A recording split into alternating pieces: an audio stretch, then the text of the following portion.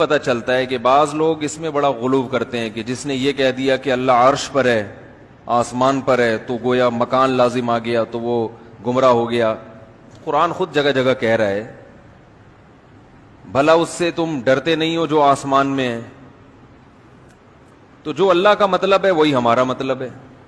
کوئی آپ سے پوچھے نا کہ تم جب کہتے ہو اللہ آسمان پہ عرش پہ ہے تو یہ تو اللہ کے لیے جہت لازم آ رہی ہے، مکان لازم آ رہا ہے، تو آپ کہو نہیں لازم آ رہا۔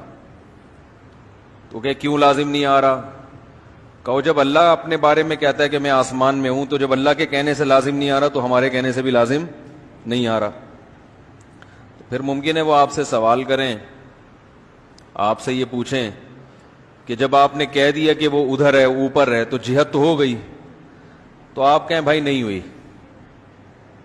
کہیں کیوں نہیں ہوئی؟ کہیں جب اللہ کے کہنے سے اگر ہو رہی ہے تو پھر ہمارے کہنے سے بھی ہو رہی ہے، اللہ کے کہنے سے نہیں ہو رہی تو ہمارے کہنے سے بھی نہیں ہو رہی۔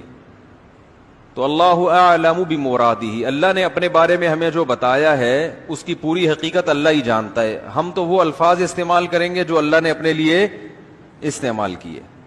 جو اللہ نے اپنے لیے الفاظ استعمال کیے وہ یہی کہ الرحمن علی العرش استوى، رحمان عرش پر مستوی ہے۔ عرش تخت کو کہتے ہیں، اللہ کا ایک تخت ہے، اس کی حقیقت ہمیں معلوم نہیں ہے، بس وہ ہے کیسا ہے۔ اور من فی السماء، آسمانوں میں ہے۔ اسی طرح حدیث میں آتا ہے کہ ایک باندی نبی کے پاس آئی، آپ نے پوچھا این اللہ، اللہ کہاں ہے؟ اس باندی نے کہا فی السماء، آسمانوں میں ہے۔ آپ نے فرمایا کہ اس کو آزاد کر دو، صحابی کو حکم دیا کہ اس کو آزاد کر دو۔ آپ نے اس سے نہیں پوچھا آسمانوں میں کیسے ہے، کہ بھائی تو عامی آدمی سے بھی جب پوچھا جائے گا اللہ کہاں ہے تو وہ کہے گا بھائی اللہ آسمانوں میں ہے، عرش پہ ہے، کیسے ہے، کیا ہے، ہمیں نہیں پتا۔ البتہ قرآن میں کچھ دوسری آیتیں ہیں جن میں آتا ہے وَهُوَ مَعَكُمْ أَيْنَمَا كُنْتُمْ، تم جہاں بھی ہو وہ تمہارے ساتھ ہے، یہ بھی ہے قرآن میں۔ نَحْنُ أَقْرَبُ إِلَيْهِ مِنْ حَبْلِ الْوَرِيدِ، ہم تمہاری شہرک سے بھی زیادہ قریب ہیں۔ بات سمجھ میں آ رہی ہے؟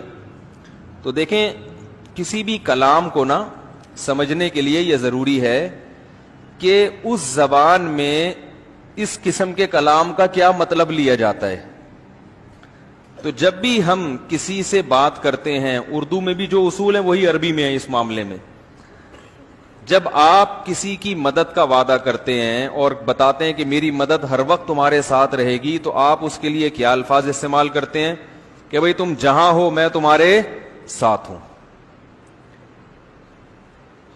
یعنی تم پہ نظر رکھے ہوئے ہوں اور تمہاری مدد کے لیے ہر وقت تیار ہوں۔ تو یہاں مطلب یہ ہوتا ہے کہ علم کے لحاظ سے بھی تمہارے ساتھ ہوں، یعنی مجھے پتا ہوگا تم کیا کر رہے ہو، نظر رکھی ہوئی ہے میں نے، اور قدرت کے لحاظ سے بھی تمہارے ساتھ۔ قدرت کا مطلب کہ تمہاری مدد پر میں قدرت رکھتا ہوں، تم یہ نہ سمجھو کہ مجھے قدرت ہی نہیں ہے، تو میں ہر وقت تمہاری مدد کر سکتا ہوں۔ تو عربی میں بھی، چونکہ عربی بھی ایک زبان ہے، تو قرآن جب عربی میں نازل ہوا تو قرآن کا بھی وہی مطلب لیا جائے گا جو عربی زبان میں مطلب لیا جاتا ہے۔ قرآن جب کہتا ہے کہ اللہ کہاں ہے تو اس کا جواب قرآن دیتا ہے عرش پر ہے، لیکن قرآن دوسری جگہ یہ بھی بتاتا ہے کہ ہم ہر وقت تمہارے ساتھ ہیں۔ تو ان دونوں آیتوں میں تطبیق ایسے ہوگی کہ اللہ کی ذات عرش پر ہے، لیکن علم اور قدرت کے لحاظ سے اللہ ہر جگہ موجود ہے، ہر وقت ہمارے ساتھ ہے، یعنی ہمیں دیکھ بھی رہا ہے، سن بھی رہا ہے۔ جیسے قرآن میں حضرت موسیٰ علیہ السلام کے بارے میں آتا ہے کہ ہم نے موسیٰ اور ہارون کو فرعون کے پاس بھیجا۔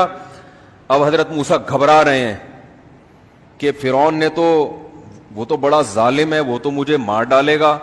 تو اللہ نے فرمایا اننی معکما اسمع و ارا، اے موسیٰ اور ہارون گھبراؤ نہیں، میں تم دونوں کے ساتھ ہوں، سب کچھ سن بھی رہا ہوں اور دیکھ بھی رہا ہوں۔ تو یہ اللہ نے بتا دیا کہ اللہ کے انسان کے ساتھ ہونے کا مطلب کیا ہے۔ سمجھ میں آ رہی ہے بات؟ اللہ کے انسان کے ساتھ ہونے کا مطلب کیا ہے، یہ قرآن نے خود بتا دیا کہ مطلب یہ ہے کہ میں ہر وقت تمہیں دیکھ بھی رہا ہوں اور ہر وقت سن بھی رہا ہوں، یعنی تمہاری ہر وقت مدد کر سکتا ہوں، ایک ایک چیز سے باخبر ہوں۔ اس لحاظ سے اللہ ہمارے قریب بھی ہے، لیکن اللہ کی ذات کہاں ہے؟ عرش پر ہے، لیکن اس کی کیفیت ہمیں معلوم نہیں ہے۔